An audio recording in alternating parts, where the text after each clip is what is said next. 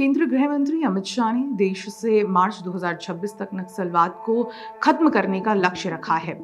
नक्सलिस्ट, नक्सलवाद, नक्सलबाड़ी या फिर अर्बन नक्सल, ये सारे शब्द हमें बार बार सुनने को मिल ही जाते हैं। पर भारत में नक्सलवाद है क्या? कितनी बड़ी समस्या रहा है? क्या समाधान है और इसे लेकर हमारी सरकारें कितनी गंभीर रही हैं? आज इस पर बात करते हैं। नक्सलवाद की शुरुआत 1960 के दशक में पश्चिम बंगाल के नक्सलबाड़ी क्षेत्र में किसान और जमींदारों के बीच एक लड़ाई के साथ हुई थी, लेकिन धीरे धीरे इस हक की लड़ाई को राजनीतिक रूप दिया गया और 1967 में कम्युनिस्टों द्वारा ये एक आर्म्ड यानी सशस्त्र आंदोलन में बदल गया। नक्सलवाद को माओवाद भी कहते थे। दोनों ही सशस्त्र आंदोलन है, लेकिन माओवाद चीनी फिलॉसफी से प्रभावित था, जबकि नक्सलवाद शुरुआत में भुखमरी, गरीबी और आजादी की लड़ाई थी। देखते ही देखते भुखमरी की लड़ाई राज्य और भारतीय सरकार विरोधी हो गई और भारत में एक लाल रेखा खींच दी गई, जिसे द रेड कॉरिडोर भी कहा जाता था। 1967 में किसान आंदोलन के नाम पर शुरू हुई ये लड़ाई धीरे धीरे भारत के खिलाफ हो गई, जो भारत के 11 राज्यों के 108 जिलों में फैल गई, जैसे बंगाल, झारखंड, छत्तीसगढ़, उत्तर प्रदेश, मध्य प्रदेश, उड़ीसा, आंध्र प्रदेश, तेलंगाना, कर्नाटक, तमिलनाडु और महाराष्ट्र। हालांकि महाराष्ट्र में नक्सलवाद केवल गढ़चिरौली क्षेत्र तक ही सीमित रहा। 2018 की एक रिपोर्ट के अनुसार 20 साल यानी 1994 से 2014 तक 12,000 लोगों ने अपनी जान गंवाई थी, जिसमें से 2700 सिक्योरिटी फोर्सेस के ऑफिसर्स थे। होम मिनिस्ट्री की इस रिपोर्ट के अनुसार इस डेटा में से 9,300 देश के आम नागरिक थे, यानी सिविलियंस, जिन्हें या तो नक्सल द्वारा पुलिस खबरी होने के संदेह पर जान से मार दिया गया। पुलिस और नक्सल के बीच मुठभेड़ में मारे गए तो कुछ बस वायलेंस के शिकार हुए। साउथ एशियन टेररिज्म पोर्टल से अगर मैं पिछले 11 वर्षों यानी 2014 से फरवरी 2025 तक का डेटा निकालने जाऊं तो 3,374 लोगों ने अपनी जान गंवाई है, जिनमें से 1,799 नक्सली इंसर्जेंट्स टेररिस्ट थे। वहीं 2004 से 2014 के बीच 8,390 लोग नक्सलवाद का शिकार हुए थे। इन 8,390 लोगों में से केवल 2,200 इंसर्जेंट्स यानी एक्ट्रीमिस्ट थे, यानी 8,390 माइनस 2,200 अप्रॉक्सीमेटली 6,190 भारतीय नागरिकों और पुलिस वालों की जान यूपीए काल में नक्सलवाद के आहुति में चढ़ गई। साउथ एशियन टेररिज्म पोर्टल के अनुसार ये data government reports, incident reports and news reports को मिलाकर कलेक्ट किया गया है। 10 सालों की 2 अवधि, एक ही प्रॉब्लम, बस बदलती तो देश में सरकार। तो क्या केवल एक सरकार बदलने से देश के इतने बड़े इंटरनल थ्रेट से निपटना आसान हो गया? रिपोर्ट्स के अनुसार नक्सली मुठभेड़ में मारे जाने वाले सिक्योरिटी पर्सनल के नंबर में मई 2014 से अप्रैल 2017 की अवधि में 42% की गिरावट आई थी, एज कम्पेयर टू मई 2011 से अप्रैल 2014 वही नक्सल वायलेंस में भी 25% की गिरावट देखने को मिली थी। 58 साल, 11 राज्य, लाल खून जैसा रेड कॉरिडोर, फिर भी भारत इंटरनल नक्सल टेररिज्म से निपट नहीं पाया। पर निपटता तो तब जब सत्ताधारी उस थ्रेट को थ्रेट की तरह लेते, ना कि हवाबाजी में 10 साल निकाल देते, जो राजमाता के रिजीम ने, कांग्रेस ने किया। ये हम नहीं बल्कि इतिहास कहता है। लेफ्ट विंग पोर्टल के एडिटर खुद भी कहते हैं। पास्ट में जाने से पहले मैं प्रेजेंट की बात करना चाहूंगी, जिससे आपको आज की परिस्थिति और यूपीए काल की परिस्थिति का खुद आकलन करने में आसानी होगी। क्या करें, आजकल हमें भी गोदी मीडिया का टैग मिल रहा है, लेकिन कोई फैक्ट्स नहीं समझना चाहता। ये डेटा हमने इंडिया टुडे की लेटेस्ट रिपोर्ट से ही लिया है, जिनकी मैगजीन में हाल ही में भारत के गृह मंत्री अमित शाह जी का इंटरव्यू भी किया गया था। डेटा के अनुसार जब 2014 में नरेंद्र मोदी भारत के प्रधानमंत्री बने, तब सरकार ने देश में कुल 126 डिस्ट्रिक्ट, 10 राज्यों में सबसे ज्यादा नक्सलवाद से ग्रस्त थे। फरवरी 2025 में यानी लगभग 11 सालों में ये आंकड़ा 126 डिस्ट्रिक्ट से 12 डिस्ट्रिक्ट हो गए हैं, वो भी अधिकांश बस्तर क्षेत्र में ही। थोड़े बहुत उड़ीसा, झारखंड और मध्य प्रदेश में भी एक्टिव हैं। गृह मंत्री अमित शाह की माने तो भारत मार्च 2026 तक नक्सलवाद से मुक्त होगा। पर कैसे? जो कांग्रेस 43 साल के राज में नहीं कर पाई, वो भाजपा इतनी जल्दी कैसे अचीव कर सकती है? लेफ्ट विंग एक्सट्रीमिज्म, ये टर्म याद रखिए, आगे अर्बन नक्सल के कॉन्सेप्ट में काम आएगा। अमित शाह के अनुसार दशकों तक वामपंथी विचारधारा को इन अनडेवलप्ड क्षेत्रों में प्लांट किया गया। ये सिखाया गया कि वायलेंस ही आपको डेवलपमेंट दिला सकता है। ये एक कॉन्सेप्ट है। अब सरकार ने पिछले एक दशक में फ्लोर प्रॉम्प्ट स्ट्रैटेजी तैयार की है। हमारी थोड़ी ओल्डर ऑडियंस के लिए प्रॉम्प्ट जैसे त्रिशूल के 3 नुकीले हिस्से, वैसे ही 4 अलग अलग स्ट्रैटेजीज। इन प्रॉन्ग्स के जरिए सरकार वायलेंस और हथियारों को डेवलपमेंट और भरोसे के साथ रिप्लेस करना चाहती है। Let's talk in statistics. फिर कांग्रेस पर भी तो आना है। 2014 के बाद से अब तक 7500 नक्सल सरेंडर कर चुके हैं, जिनमें से कई बस्तरिया बटालियन ज्वाइन कर चुकी हैं। ये हमारी फोर्सेस को ह्यूमन इंटेलिजेंस प्रोवाइड करती है, जिसकी मदद से नक्सली ऑपरेशन का पता चल पाता है।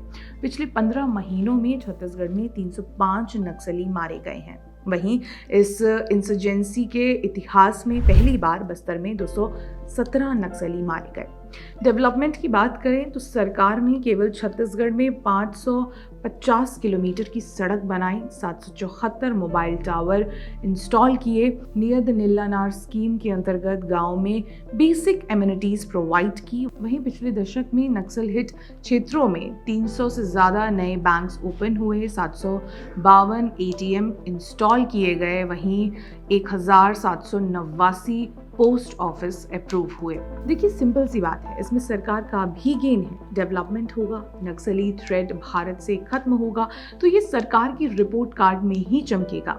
ये बात आपको मेन स्ट्रीम मीडिया नहीं बताएगा। खैर, डेवलपमेंट के साथ ही सरकार के प्रॉन्ग्स में फॉरवर्ड ऑपरेशनल बेसिस यानी FOB शामिल है, state of the art surveillance technology शामिल है, सिक्योरिटी फोर्सेस की कमांडो ट्रेनिंग शामिल है, उन्हें स्ट्रेंथन करना, वहीं उनके इक्विपमेंट को अपग्रेड करना, जैसे ड्रोन, वेपबिल्ड, आर्म्ड प्लेटफॉर्म, रॉकेट लॉन्चर्स, न जाने क्या क्या। ह्यूमन इंटेलिजेंस और टेक्नोलॉजी इंटेलिजेंस के कॉम्बिनेशन से ही सरकार 2026 से ये गोल अचीव कर सकती है। हम जानते हैं कि टेक्नोलॉजी का रोल इसमें बहुत बड़ा है, लेकिन उतना ही बड़ा श्रेय विकास और इस थ्रेट को थ्रेट की तरह ट्रीट करने का भी है, जो अगर कांग्रेस चाहती तो कर सकती थी। शेखर गुप्ता द्वारा लिखित इस आर्टिकल की हेडलाइन पढ़िए, remember it was the Congress that messed up India's fight against Naxals. यकीन नहीं हुआ ना कि ये आर्टिकल प्रिंट ने छापा है? रिसर्च में मुझे भी नहीं हुआ था। हर प्रॉब्लम के कुछ स्टेजेस होते हैं, पहले डिनायल, फिर एक्सेप्टेंस, फिर एंगर, फिर फाइनली प्रॉब्लम को सॉल्व करने के लिए एक्शन प्लान। लेकिन कांग्रेस ने दशकों तक इस प्रॉब्लम को एक्सेप्ट ही नहीं किया। इनके लिए दशकों तक नक्सली भटके हुए युवा थे। यूपीए काल में कांग्रेस यही तय नहीं कर पाई कि वो इन इंसर्जेंट्स के खिलाफ थी या साथ। तभी तो 10 साल के यूपीए राजमाता राज में कुल 8,390 लोग मारे गए। और ये तो केवल सरकारी आंकड़ा था, असली आंकड़े का आकलन आप कर ही सकते हैं। देखा जाए तो नक्सलवाद के 3 चरण भारत में देखे हैं। पहला चरण कह सकते हैं माओवादी आइडिया से प्रभावित था। करीब 1967 से 1980 तक ऐसा कहा जाता है कि 8 टीम्स दूसरे राज्यों में भेजे गए थे नक्सलवाद को बढ़ावा देने के लिए। दूसरा चरण था 1980 से 2004 के बीच। कई लोग इस चरण को नक्सलवाद का व्यवहारिक विकास चरण भी मानते हैं, लेकिन तीसरा चरण शुरू हुआ 2004 से। अब इस चरण का सबसे इंटरेस्टिंग फैक्टर था विदेशी इंटरफेरेंस बढ़ना। सवाल ये है कि राजमाता के आते ही विदेशी इंटरफेरेंस बढ़ा कैसे? अब इस सवाल के साथ पता नहीं क्यों कम्युनिस्ट पार्टी ऑफ चाइना के साथ MOU याद आता है। कई कॉन्फ्रेंस हुई, प्रेस कॉन्फ्रेंस हुई, जिसमें नक्सलवाद को भारत का सबसे बड़ा थ्रेट बताया गया, लेकिन action speak louder than words. पहले शिवराज पाटिल, फिर P चिदम्बरम, फिर सुशील कुमार शिंदे, ये सभी यूपीए के 10 सालों में गृह मंत्री रहे हैं और इन सभी ने केवल नक्सलवाद को लेकर बातें बनाई हैं। इन सब में दिग्गी राजा को कैसे भूला जाए? 2010 में दिग्विजय सिंह ने रूट कॉजेज वाली थ्योरी के द्वारा कहीं ना कहीं अर्बन नक्सल वाले एंगल को स्टैब्लिश कर दिया। यूपीए काल में जितने आर्म्ड पर्सनल मारे गए वो उनकी सरकार के लिए एक एम्बैरसमेंट है। 2009 में सरकार को थोड़ा होश आया था, जिसके बाद उन्होंने ऑपरेशन ग्रीन हंट लॉन्च किया। अब द हिंदू की एक आर्टिकल के अनुसार ये ऑपरेशन जुलाई 2009 में शुरू हुआ, बल्कि प्रेस ने ये रिपोर्ट किया कि ऑपरेशन सितंबर 2009 में हुआ था। चिदम्बरम के अंडर लॉन्च हुए इस ऑपरेशन में सेंट्रल कोबरा फोर्स और स्टेट पुलिस के एक दिन के ऑपरेशन दंतेवाड़ा वाले में कुल 76 सिक्योरिटी पर्सनल मारे गए। ये काउंटर इंसर्जेंसी ऑपरेशन में सेकेंड हाईएस्ट मौत थी। इतनी तो कारगिल के टाइगर हिल या तोलुलिंग में हुई। जब गृह मंत्री ही लेफ्ट विंग एक्सट्रीमिस्ट या लिबरल्स की भाषा बोलेंगे तो क्या हमारे सैनिक केवल अपनी जान देने के लिए थे उस समय? मैं यूपीए काल के सेना चीफ के बयान, खासकर आईएएफ के विषय में ज़्यादा डीप नहीं जाना चाहती, लेकिन उन्होंने अपने ट्रूप्स को नक्सलिस्ट एरियाज में भेजने से मना कर दिया था। खैर, कांग्रेस ने केवल विचारधारा ही नहीं बल्कि लॉज एंड पॉलिसी से भी देश में नक्सलवाद के थ्रेट को और बढ़ाया। 2010-2011 में प्रधानमंत्री ग्राम सड़क योजना के जरिए यूपीए सरकार ने 2000 करोड़ रुपए के फंड्स नक्सल प्रभावित क्षेत्रों के लिए आवंटित किए। उसका क्या हुआ? कितनी सड़कें बनी? कोई आइडिया नहीं। ऐसे ही इंदिरा आवास योजना के तहत 2009 में 1000 crore ministry of tribal affairs ने हॉस्टल और आश्रम बनाने के लिए करीब 500 करोड़ दिए। नेशनल हाईवे, स्टेट हाईवे के लिए 7300 करोड़। एक रिपोर्ट के अनुसार 2011-2012 तक 9 राज्यों के लिए 5420 करोड़ रुपए केंद्र ने रिलीज किए, जिसमें सरकारों ने 2480 करोड़ रुपए खर्च किए। बाकी कहाँ गए? कितना विकास हुआ? ये तो राम जाने। इसी के साथ कांग्रेस ने 2007 में रिहैबिलिटेशन एंड रीसेटलमेंट पॉलिसी, 2006 में फॉरेस्ट राइट एक्ट और 2005 में Chhattisgarh special public security act पास किए। लेकिन ये कितने प्रभावी थे? आज जो ये कांग्रेसी यूएपीए के नाम पर रोते हैं, ये वही कांग्रेसी हैं जिन्होंने हर डिसेंटिंग वॉइस को इन लॉज का इस्तेमाल कर बैन कर दिया। अब सीएसपीएस 2005 एक्ट को ही ले लीजिए। ये एक्ट डिस्ट्रिक्ट मजिस्ट्रेट को अनकंडीशनल पावर प्रदान करता है, जिसके चलते अगर उन्हें ऐसा लगे कि इस लैंड पर कोई नक्सली अनलॉ एक्टिविटी चल रही है तो उसे सीज कर अपने ताबे में ले सकती है। तो इसका मिसयूज तो आप समझ ही सकते हैं। ऐसा नहीं है कि आपके पास कोई रिसोर्सेज नहीं थे या आपके पास कोई सिक्योरिटी पर्सनल की कमी थी, आपके पास बस फंडामेंटल की कमी थी। कंपैरिजन दो सरकारों का है, दोनों की अप्रोच का है कि वो देश के भीतर चल रही इस जंग को खत्म कैसे करे। वही सड़क, पानी, घर, बेसिक एमिनिटीज देने की बात हुई, लेकिन यूपीए उसे प्रोवाइड करने में नाकाम रही। आप पहले ट्राइबल्स का भरोसा तो जीतिए, उन्हें विकास तो दीजिए। ये सब देंगे तो वो क्यों हथियार उठाएंगे? यही थ्योरी थी न भटके हुए युवा रूट्स कॉजेस के पीछे।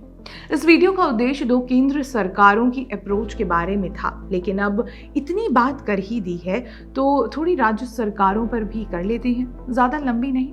When life gives you Naxals, be Naveen Patnaik, not YSR. Short में कहूं तो वाईएसआर को आंध्र प्रदेश में नक्सलवाद मिटाने में काफी सफल माना जाता है, लेकिन असलियत तो ये है कि उन्होंने समस्या को केवल एक राज्य से दूसरे राज्य में ट्रांसफर कर अपना हाथ धो लिया। इनके कॉमरेड्स आपको बंगाल, उड़ीसा, छत्तीसगढ़ जैसे राज्यों में सेटल हो गए। खबरें तो ऐसी भी थी कि उन्हें आंध्र छोड़ कहीं और सेटल होने के लिए इंसेंटिव्स दिए जाते थे।